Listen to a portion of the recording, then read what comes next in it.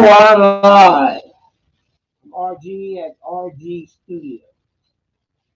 Sitting here at the studio, testing it out. This is RG Studios PromoCon. I'm going to try to make this part of, you might say, promotional con activity kind of stuff. What's going on the next few months ahead is I'll be after post production of The Murderer, the internet. Oh, in fact, I have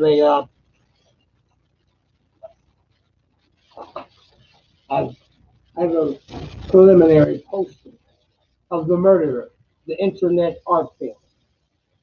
And there'll probably be another poster I'm thinking about conjuring up for the final official poster. But right now, this is the preliminary PromoCon poster of The Murderer, the internet art film will be premiering live from RG Studios.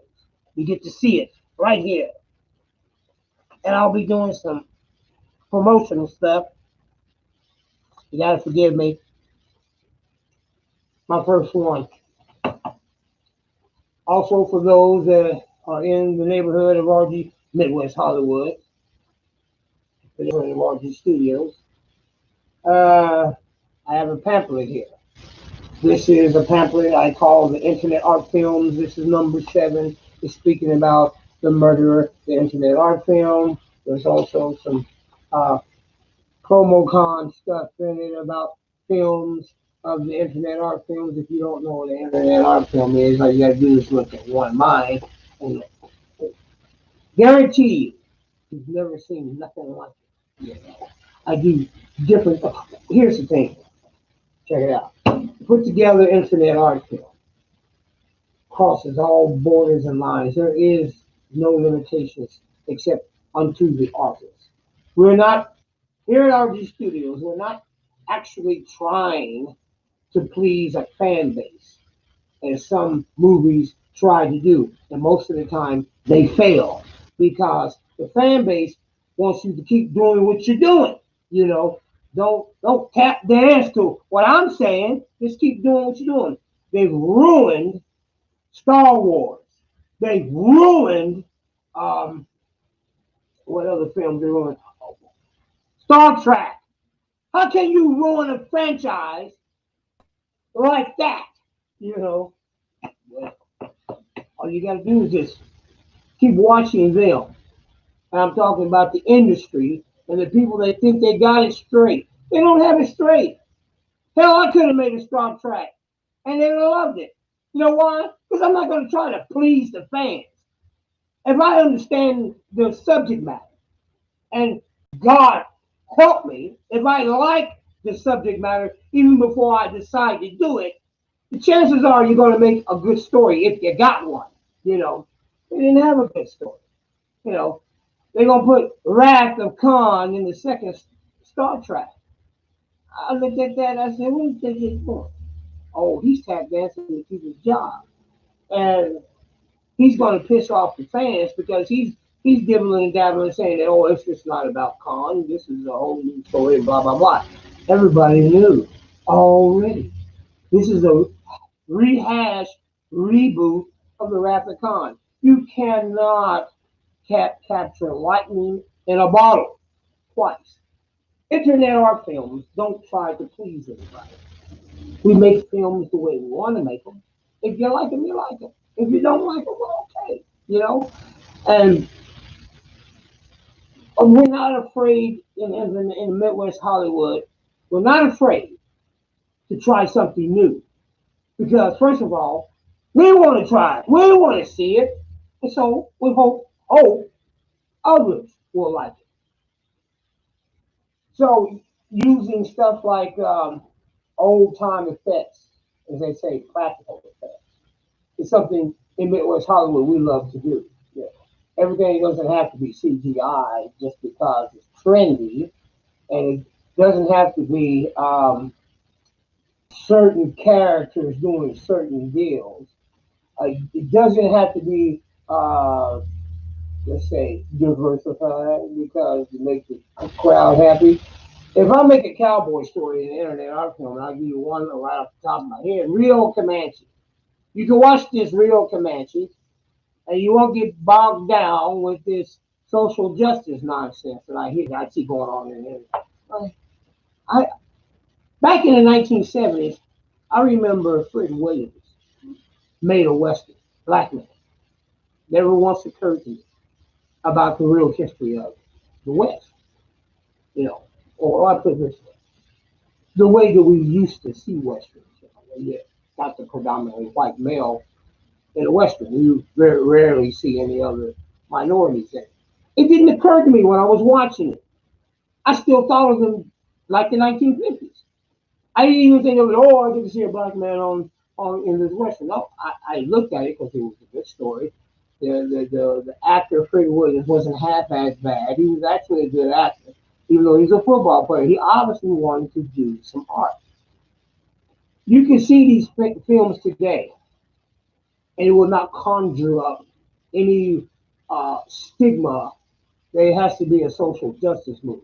Yeah, like they're doing it now. I don't like the idea that they want to change characters that were predominantly one race for many years. Create another goddamn story. What the fuck? What's wrong with you? See, that's what's wrong with them right now. That's what's wrong with them. They don't have a good story, so we're going to take Spider Man and we're going to make him a black man. I like the Spider Man the way it was created. I can create a Spider Man if I want to, but I like the way it was already created. You know. And when you do it to type dance to me, and I'm sitting there looking at it and all of that shit, first thing I'm thinking about is you're tap dancing because you're trying to please me. You're not going to please me because I give a shit about Spider-Man being black. If it's the character that I read in the comic book, I kind of think that the myth of it will stay the same. Now, if you had a good story for some reason or another, that maybe Spider-Man went into some multi-universe and he saw another Spider-Man, he happened to be another ethnic color or race way. Okay, if it's a good story, I'll look at it. If it sucks, then it sucks.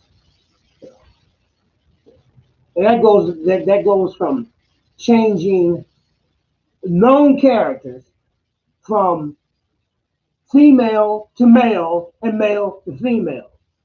When I heard it was going to do James Bond, make James Bond a woman, I just almost threw up. Almost threw up. Why are you gonna ruin? Not that I give a shit about the current James Bond anyway. I don't. I'm gonna make this clear. I don't like Daniel Craig's James Bond. I don't like him. I don't look at him. I looked at the first one and I thought it was trash. So, but changing the character to a female or a black person or somebody else, first of all, I grew up watching Sean Connery, and I'll make this very clear: nobody can beat him. So, you know, you just missed your ball trying to please me on that one. Nobody will beat Sean Connery playing James Bond. He's number one. Why he first? That's the reason why it's a franchise. It's because of it. Now, if you'd have got maybe one of the people you're thinking about right now, let's say you got Daniel Craig. I don't really like Daniel Craig, but I really know Daniel Craig in 1960. Let's say for some reason of another universe, he was the one, and it became a natural hit. I would say he was the best. But since we didn't have many Bonds before, after that, of course there's a few on TV that were Bond, but Sean Connery made Bond the franchise that it was, and really true to form. He got sick of it after You Only Live Twice. He's ready to quit. I think he did, and then he come back. I think in Diamonds Are Forever. They had to pay him a lot of money. The man was not really uh, liking it the way that they built it up in the myth. Now, the myth of Bond is just what it is. What they should do is retroactively make Bond go back into the 1960s. Again, you'll be pleased with me on this end. Then I'll probably get bored in the 5 minutes and I'll find out about it. But so my best bet to these individuals making these industrial films. Quit trying to please the crowd. Make a film with a good story. That's what we do in internet art film. You can watch an internet art film, and I will tell you, most of my internet art films, you'll be able to follow them. You may not like them. You may not be even a fan of them. less, to be honest. But I will say this much: you watch one, if you find yourself watching it more than once,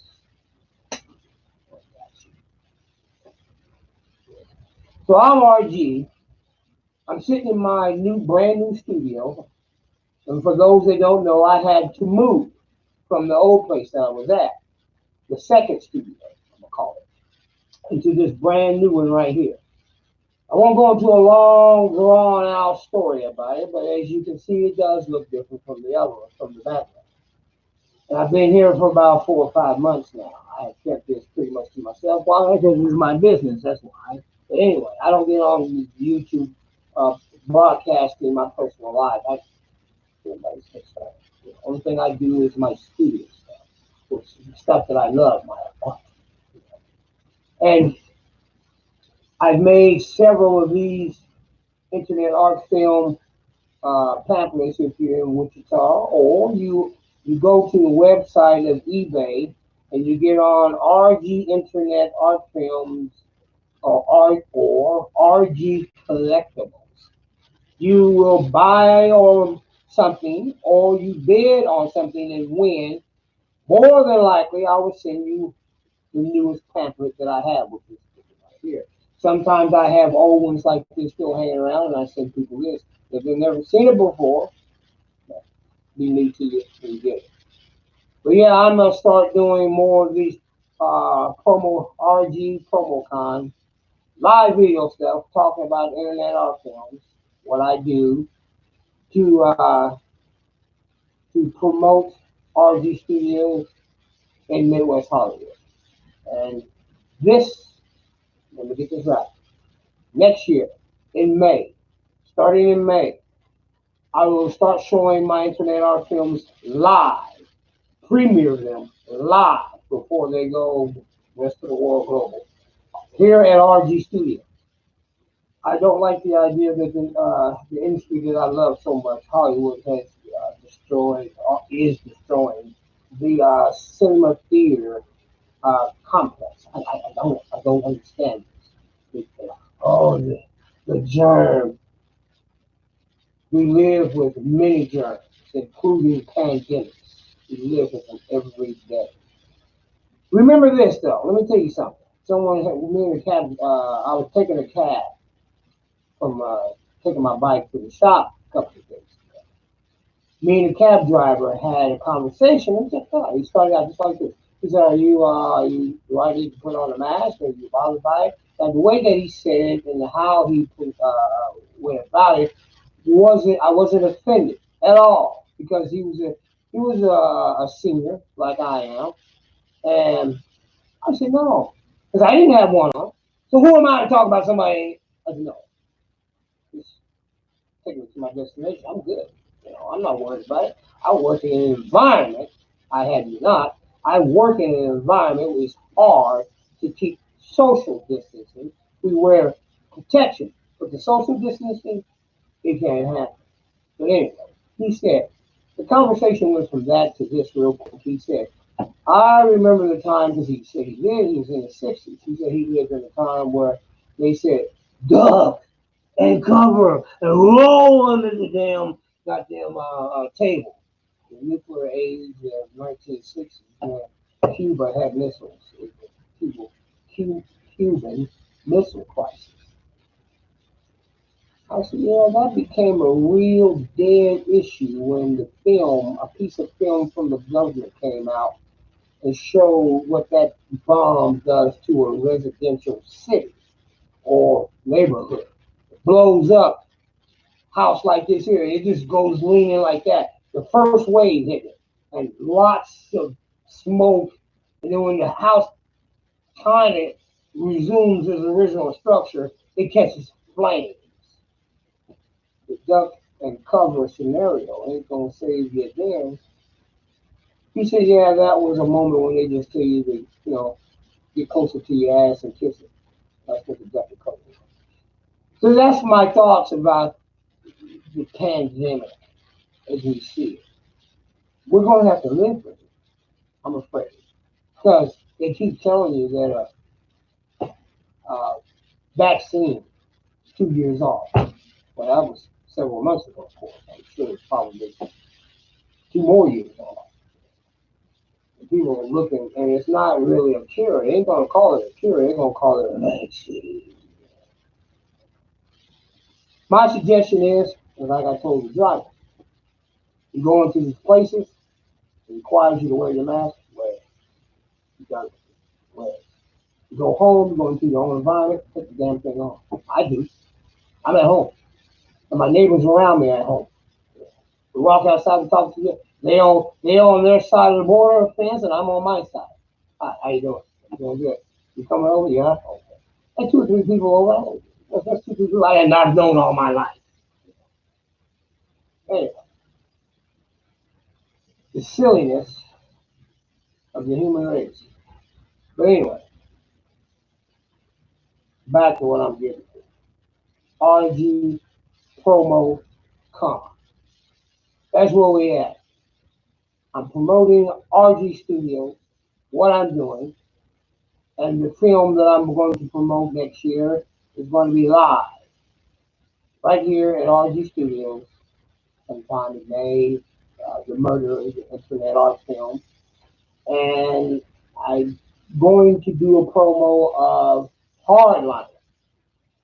It's looking good. I just shot some footages of it, and I'm sorry about my rant and raving about what I talk about. Sometimes I like to I like to let people know that I have other things on my mind too. Yeah, but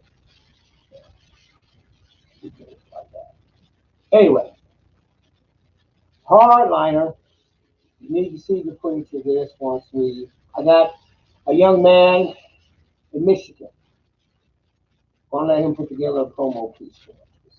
Each episode is about 5 minutes, and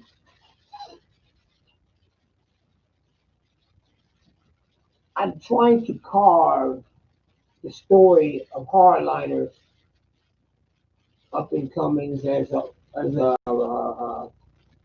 police enforcer. Yeah. He works years that he's been under in the force for 30 some odd years, and he's seen all sorts of crimes, and he's taken down a slew of criminal rogues and gallery types. And these are inspired because I have read and watched a lot of Dick Tracy uh, material, in my life, and I really like the Dick Tracy film that Warren Beatty put out way back in the 90s. He featured all the road gallery, well, not all of them, but a whole lot of them. If you think about that, the original person who created Dick Tracy, Chester I might be pronouncing it wrong. This guy is something. If you read a Dick Tracy comic, I think I got one right here. Yes, I do. Yes, I do. I got one right here. I got one right here. If you read a Dick Tracy comic, it's like a soap opera. God sake.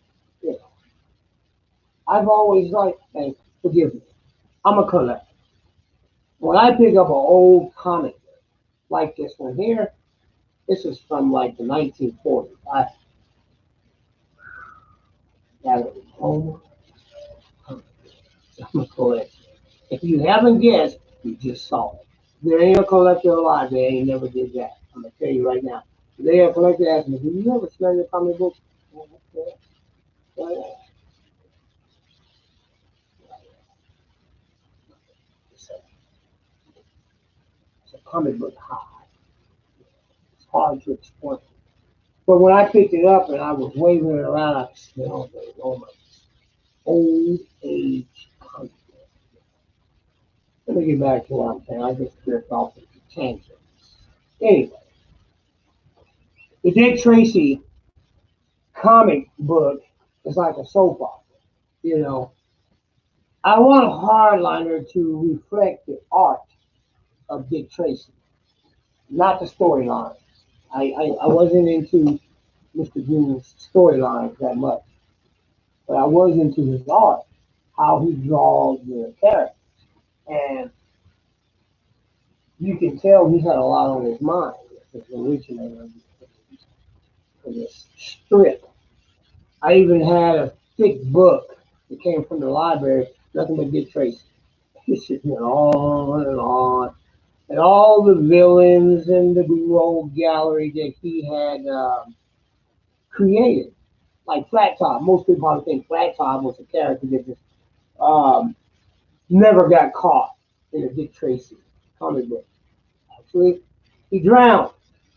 He did Tracy comic book. Soap opera eventually ended somewhere in along the lines that some other story was coming in and this one was going out, and he had Flat Top had got caught up in some type of car wreck, went off the cliff or something, and he drowned. Each of these characters were like real life entities. You know, if you look at Chester Gould's way of just life, it was a world, and that's another thing that I liked about it. It was a world that you could peer off into, regardless which issue or strip that you had come possession. You go because it would begin and end like it started. You know, it would be fading off of a scene, a homicide scene. Might have been a character like Big Boy. He was chasing for who knows how long. He got gunned down by some smo somewhere. And Dick Tracy's there to clean up the mess. You're like, is that the way they're going to end it? And it's the start of the story. They introduce you to some new characters who got new things popping out, some jewel thieves, or who knows what they're doing. And then they go on for a little while, and their story ends, and another one crops up. Sometimes in the middle of the story, sometimes just a little bit tidbits, and sometimes he leaves it in a cliffhanger. That's what I like about the world of Dick Tracy. So I'm introducing you in Hardliner to the world of Buck Belton. He has a rogue gallery of criminals, and then his relationship, police-wise, with his partner Harry Park, and what they go through. If you've seen the original Internet art film, you get some idea of what Hardliner, the web series, is going to be about. It'll be 5 minutes long. It'll have a story every 5 minutes, and there'll be woven pieces of story material, and then wrapped around the art that I'm so fascinated with that I want to express. Yeah. I wish I could show you a piece of it right now, but I could, but it would take long to pull up now. I should have had it set up, and I could have given you a shot of what you could see. But anyway, maybe the next RG promo con will do that. But that's what I wanted to tell you today. And today was the first of my RG Studios promo con. Just to give you an idea. Not everyone is going to be exactly like this. You know, I'm not going to rant and rave that much. And I had that on my mind, and I wanted to say it. Most of it is off the top of my head anyway. See? So I might structure it a little better next time. But it depends on how I want to do it. You guys have a good one, okay? Take care of yourself. I'm RG Studio, RG, at RG Studio, and I'm going off if I can find a buddy. That's the thing. That's how you can function.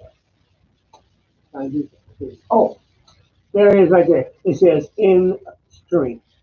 You guys have a good one.